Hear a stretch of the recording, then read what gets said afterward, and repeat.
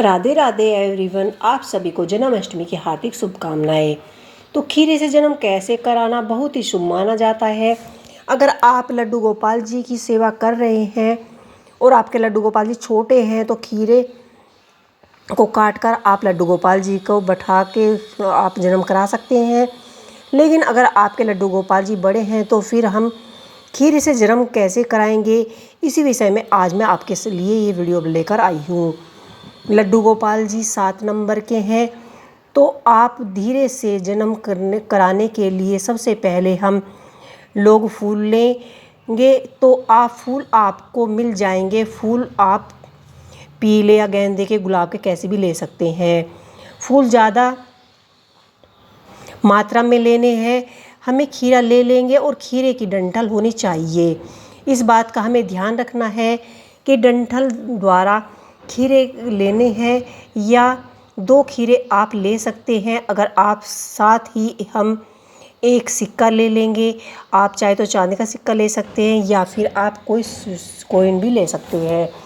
तो आप एक टोकरी ले लीजिए। अगर आपके पास टोकरी नहीं है तो आप इस तरह से प्लेट भी ले सकते हैं, कोई पात्र भी ले सकते हैं, थाली ले सकते हैं। हम उसमें फूल डाल लेंगे और देखिए जन्म की जो भी प्रक्रिया है उसे हम टाइम से ही करेंगे।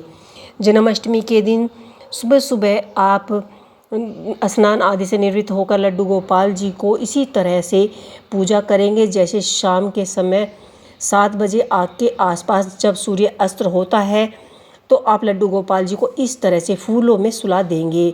तो देखिए किसी भी टोकरी में, आप थाली वगैरह में और किसी भी पात्र में उनका बिस्तर बना लेंगे और उसमें आप लड्डू गोपाल जी को सुला लेंगे।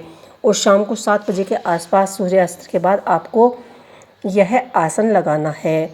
और इस तरह की मैंने आपको बताया था, टोकरी लेनी है और उसी के पास आपको एक खीरा सिक्का रखना है। और जब रात को 12 बजे लड्डू गोपाल जी को मैंने सुला दिया है तो इसी तरह से देखिए जो भी फूल आपको मिल जाए उसी फूलों में आप ले लेने हैं। अच्छे होने चाहिए, गंदे फूल नहीं होने चाहिए, साफ़ सुथरी टोकरी होनी चाहिए। और लड्डू गोपाल जी को हमने सुला लिया है। तो यह हर वर्ष प्राण प्रतिष्ठा होती है, सिर्फ एक बार ही करते हैं, लेकिन जन्माष्टमी हर साल हम लड्डू गोपाल जी की करते हैं। तो देखिए पूरे तरह से हमने लड्डू गोपाल जी को फूलों में सुला दिया था, बिल्कुल आसान तरीके से। उसके बाद हमने रात के 12 बजे जब श्री कृष्ण जी का जन्म होता है, मंदिरों में घंटी बजती हैं और टीवी पे भी दिखाया जाता है, तो तब हम जन्म होगा उसी टाइम हम उन्हें टोकरी में से बाहर निकालेंगे। बड़े आराम से निकालना है और उन्हें पंचामृत से स्नान कराना है। जैसे एक बच्चे को बिल्कुल छोटे शिशु के भाव से निकालते हैं, उसी तरह से हमें फूलों में से लड्डू गोपाल जी को बाहर उठा कर लेके आना है। उसी तरह से हम प्रेम पूर्वक उन्हें नन्हे मुन्ने लड्डू गोपाल जी की तरह उठा लेंगे और उन्हें जन्म स्नान कराएंगे। पंचामृत से हमें स्नान कराना है। या तो आप पंचामृत बनाकर रख ले या फिर आप अलग अलग जैसे दूध, दही, मक्खन, शहद, चीनी इस तरह से स्नान करा लीजिए। और इस तरह बड़े आराम से आपको स्नान कराना है। और जो डंठल का खीरा लिया था आपने, उसको आपको काट लेना है सिक्के की सहायता से। जो खीरा है उसे प्रसाद के रूप में रखना है और बाकी खीरे का जो डंठल है उसे मिट्टी में दबा देना है। जो घर के सदस्य है उस खीरे को प्रसाद के रूप में बांट देना है। तो हमारे लड्डू गोपाल जी ने पंचामृत से स्नान करा लिया है और इसके बाद हम उनके 16 श्रृंगार करेंगे और किसी मखमली से, सॉफ्ट से हम कपड़े में उनको रखेंगे। उनको अच्छे से हम पोंछ लेंगे और इस तरह से हम उनको बिल्कुल नई ड्रेस पहनानी है। आज के दिन पुरानी ड्रेस नहीं पहनानी है। स्नान करा देंगे लड्डू गोपाल जी को। आप चाहे तो पंचामृत से, मैंने आपको बताया था, आप अलग अलग भी रख सकते हैं या एक साथ भी रख सकते हैं।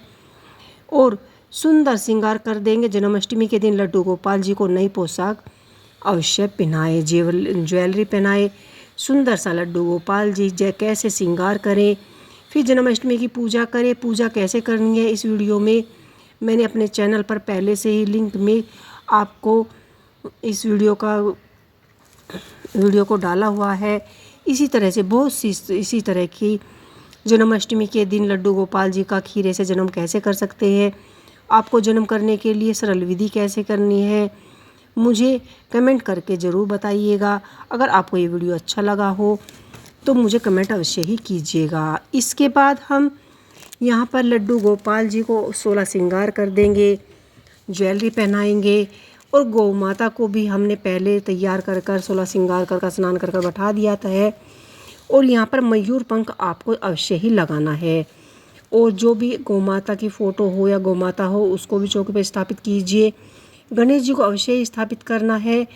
और इसके बाद आपने जो भी लड्डू गोपाल जी के लिए 56 भोग बनाए हो वे आपको अर्पित करने हैं। और आपको धनिया की पंजीरी खास तौर पर अर्पित करनी है। सभी को तुलसी दल रखना है। गणेश जी को तुलसी दल का भोग प्रसाद नहीं चढ़ाना है।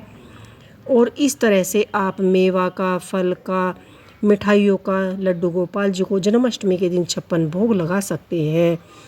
और ओम भगवते वासुदेवाय नमः का जाप कर सकते हैं, आरती कर सकते हैं, गणेश जी की आरती कर सकते हैं, श्री कृष्ण जी के भजन आरती कर सकते हैं।